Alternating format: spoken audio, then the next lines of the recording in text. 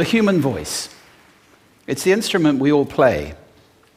It's the most powerful sound in the world, probably. It's the only one that can start a war or say, I love you.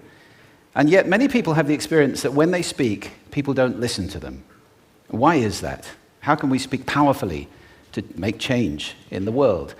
Well, I'd like to suggest there are a number of habits that we need to move away from. I've assembled for your pleasure here 7 deadly sins of speaking. I'm not pretending this is an exhaustive list, but these 7, I think, are pretty large. Habits that we can all fall into. First, gossip. Speaking ill of somebody who's not present. Not a nice habit, and we know perfectly well the person gossiping 5 minutes later will be gossiping about us. Second, judging. We know people who are like this in conversation, and it's very hard to listen to somebody if you know that you're being judged and found wanting at the same time. Third, negativity. You can fall into this. My mother, in the last years of her life, became very, very negative, and it's hard to listen. I remember one day I said to her, it's October the 1st today, and she said, I know, isn't it dreadful? It's hard to listen when somebody's that negative. And another form of negativity, complaining. Well, this is the national art of the UK. It's our national sport. We complain about the weather, about sport, about politics, about everything. But actually, complaining is viral misery. It's not spreading sunshine and lightness in the world. Excuses. We've all met this guy. Maybe we've all been this guy. Some people have a blame thrower.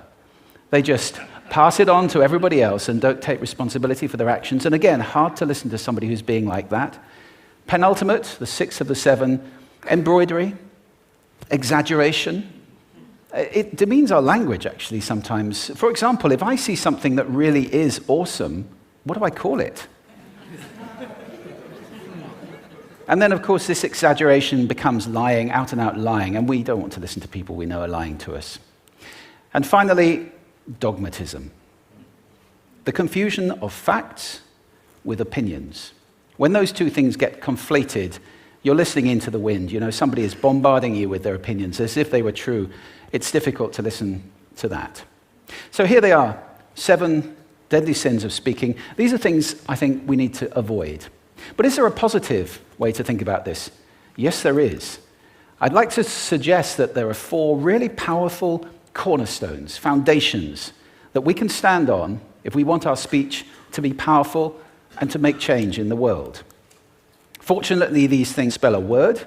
The word is hail, and it has a great definition as well. I'm not talking about the stuff that falls from the sky and hits you on the head. I'm talking about this definition, to greet or acclaim enthusiastically, which is, I think, how our words will be received if we stand on these 4 things. So what do they stand for? See if you can guess. The H, honesty, of course. Being true in what you say, being straight and clear. The A is authenticity, just being yourself. A friend of mine described it as standing in your own truth, which I think is a lovely way to put it. The I is integrity, being your word, actually doing what you say, and being somebody people can trust. And the L is love. I don't mean romantic love, but I do mean wishing people well.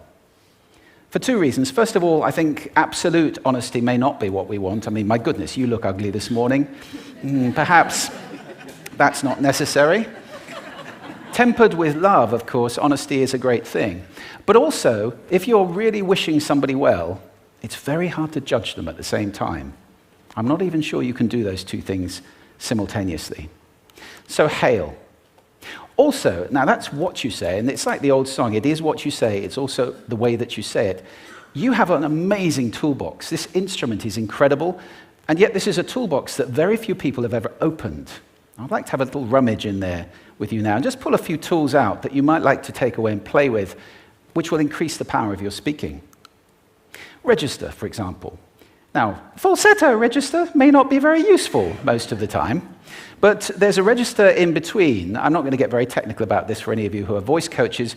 You can locate your voice, however. So if I talk up here in my nose, you can hear the difference. If I go down here in my throat, which is where most of us speak from most of the time. But if you want weight, you need to go down here to the chest. You hear the difference? We vote for politicians with lower voices. It's true. Because we associate depth with power and with authority. That's register. And we have timbre. It's the way your voice feels. Again, the research shows that we prefer voices which are rich, smooth, warm, like hot chocolate. Well, if that's not you, that's not the end of the world, because you can train. Go get a voice coach. And there are amazing things you can do with breathing, with posture, and with exercises to improve the timbre of your voice. Then prosody. I love prosody. This is the sing-song, the meta-language that we use in order to impart meaning. It's route one for meaning in conversation. People who speak all on one note are really quite hard to listen to if they don't have any prosody at all. That's where the word monotonic comes from, or monotonous, monotone. Also, we have repetitive prosody now coming in, where every sentence ends as if it were a question, when it's actually not a question, it's a statement. And if you repeat that one over and over, it's actually restricting your ability to communicate through prosody, which I think is a shame. So let's try and break that habit. Pace. I can get very, very excited by saying something really, really quickly, or I can slow right down to emphasize. And at the end of that, of course, is our old friend, silence. There's nothing wrong with a bit of silence in a talk, is there? We don't have to fill it with ums and ahs. It can be very powerful. Of course, pitch often goes along with pace to indicate arousal, but you can do it just with pitch. Where did you leave my keys? Where did you leave my keys? It's a slightly different meaning in those two deliveries. And finally, volume. I can get really excited by using volume, sorry about that if I startled anybody, or I can have you really pay attention by getting very quiet. Some people broadcast the whole time. Try not to do that. That's called sodcasting. Imposing your sound on people around you carelessly and inconsiderately. Not nice. Of course, where this all comes into play most of all is when you've got something really important to do. It might be standing on a stage like this and giving a talk to people. It might be proposing marriage, asking for a raise, a wedding speech, whatever it is. If it's really important, you owe it to yourself to look at this toolbox and the engine that it's going to work on. And no engine works well without being warmed up. Warm up your voice. Actually, let me show you how to do that. Would you all like to stand up for a moment? I'm going to show you the 6 vocal warm-up exercises that I do before every talk I ever do. Anytime you're going to talk to anybody important, do these. First, arms up, deep breath in, and sigh out, like that. One more time. Very good. Now we're going to warm up our lips, and we're going to go bo, bo, bo, bo, bo, bo, bo, bo. Very good. And now, just like when you were a kid.